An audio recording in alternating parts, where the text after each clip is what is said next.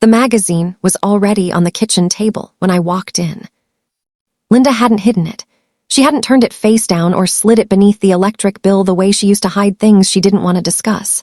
The past due notices, the report cards, the letter from my third-grade teacher that said I was disruptive and difficult to redirect.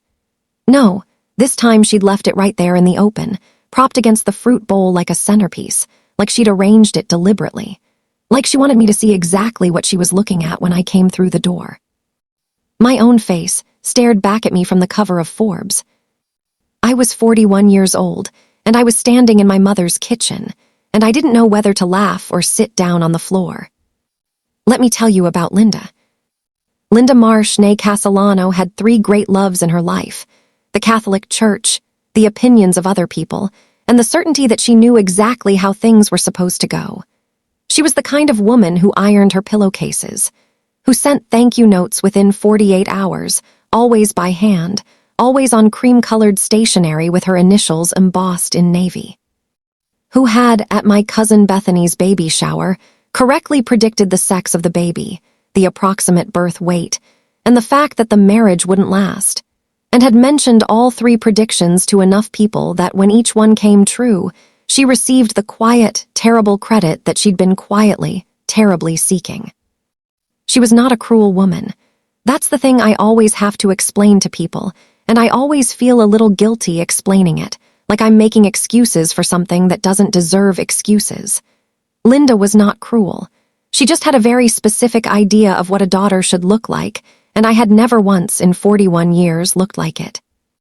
A daughter, her daughter, should be soft-spoken, should marry reasonably and young enough that it didn't become a conversation, should work somewhere respectable but not so visibly that it made people uncomfortable at dinner parties, should wear her hair in a way that didn't draw attention, should not, under any circumstances, be the kind of person who took up too much room. I had always taken up too much room. I was 23 when I started the company. 23, with a business degree I'd argued my way into after she'd suggested nursing, and a $12,000 loan from a bank that took 3 months and 2 co-signers to approve, and an idea so simple that everyone I told it to said, that already exists, and I kept saying, not the way I'm going to do it.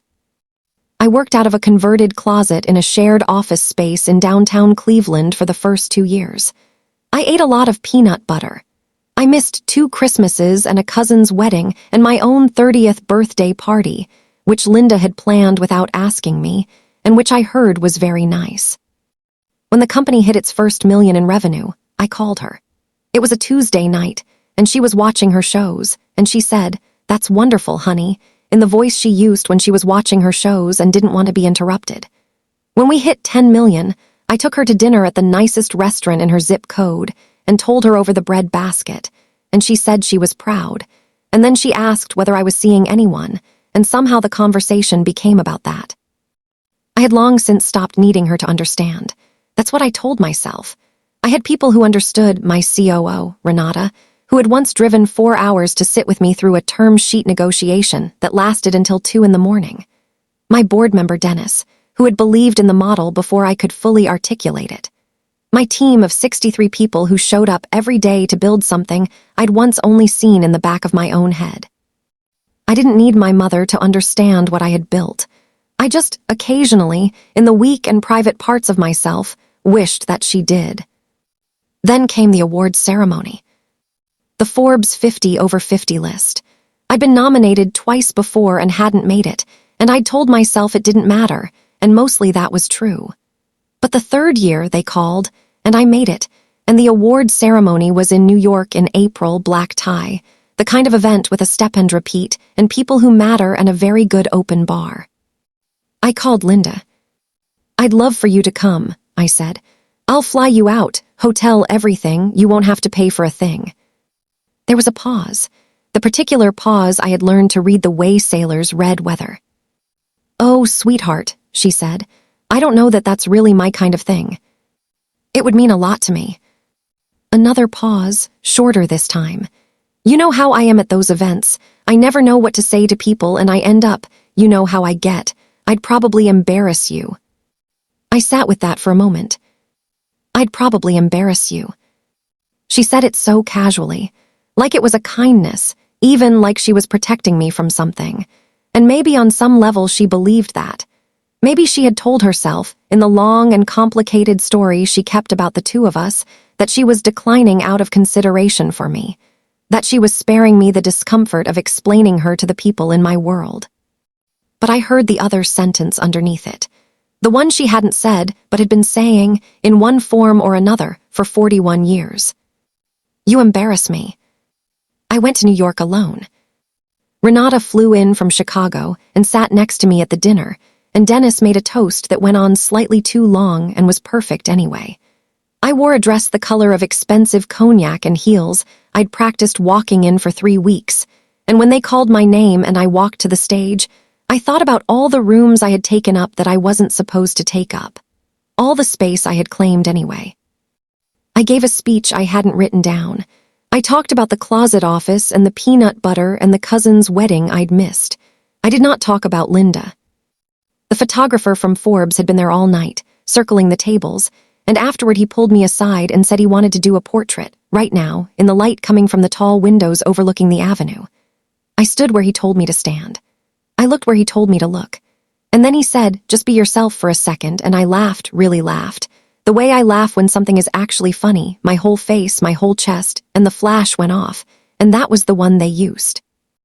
I don't know how long the magazine had been on the table before I got there. Long enough that she'd had time to think. Long enough that the coffee in her mug was cold, which I could tell from the pale film across the surface. She was standing by the sink, drying a dish that was already dry, turning it over and over in her hands, and when I came in she didn't look up right away. I picked up the magazine. The woman on the cover looked like me, but also more than me, lit by that window light mid-laugh, taking up every pixel of the frame without apology. Below my face, in the clean sans serif font, Sarah Marsh, the accidental empire builder. And below that, the pull quote they'd chosen from the interview, the thing I'd said offhandedly, not even sure they'd use it. I stopped waiting for permission sometime around age 25. I don't think I've looked for it since. Linda set down the dish. You look beautiful, she said. Her voice was strange, stripped of its usual coating. Thanks. The photograph it's a good photograph. They said it was the laugh. She nodded slowly. She was looking at the cover, not at me, and I watched her face do something I had very rarely seen it do. It moved. Not into a smile, not exactly. Into something more complicated and more honest than a smile. I didn't know, she said, about the ceremony. That it was, I didn't realize it was that big. It was that big. I should have come. I didn't say anything. I had spent so many years preparing speeches for this conversation, constructing careful arguments, and now that it was here, all of them seemed beside the point. Sarah, she finally looked at me. Her eyes were dry. Linda Marsh didn't cry in front of people, including me, including Ever, but there was something wet and undefended in her expression that was more difficult than tears. I think I have spent a very long time being afraid of you. I stared at her. Not of you, she corrected, like she was arguing with herself. Afraid of how much you were, how much you always were. It felt. She stopped, pressed her lips together.